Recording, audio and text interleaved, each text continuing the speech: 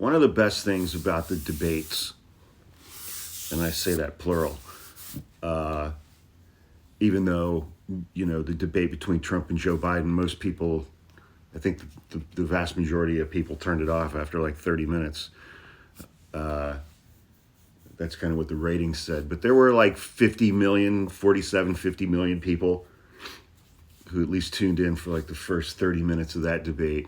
There were almost 70 million people who watched the debate between Donald Trump and Kamala Harris Tuesday night. And it was good TV. I mean, let's be honest. It was good TV. It was pretty riveting. But following following January 6th in 2021,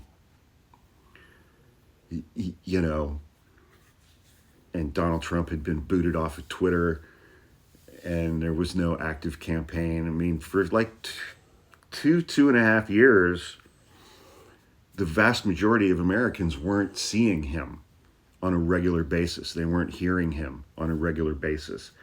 And even this time around, I mean, think back to 2016, man.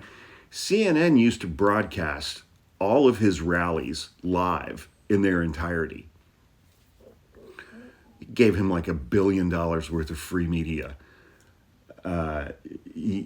Morning Joe, as much as they dislike Donald Trump now, they used to let him call into their show as often as he wanted to. And they'd chit-chat and they'd banter and yada, yada, yada. They let him call into their show whenever he wanted to.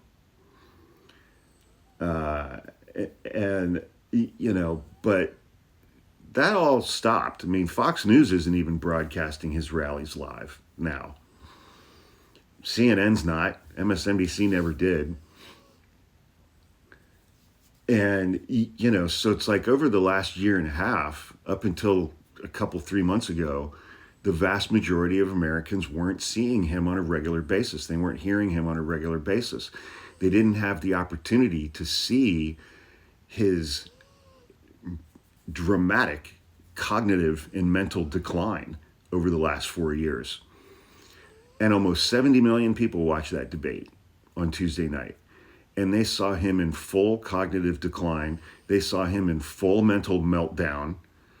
They saw him talking about eating dogs and eating cats.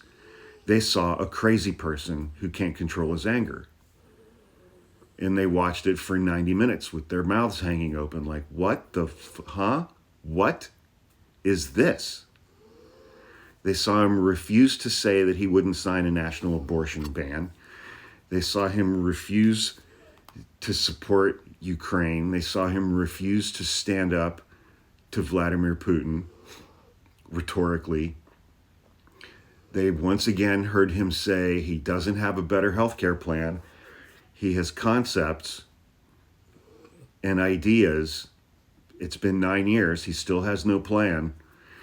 And they heard him talk on and on and on and on and on about tariffs while Trump still 9 years later has absolutely no understanding of what tariffs are and what tariffs do.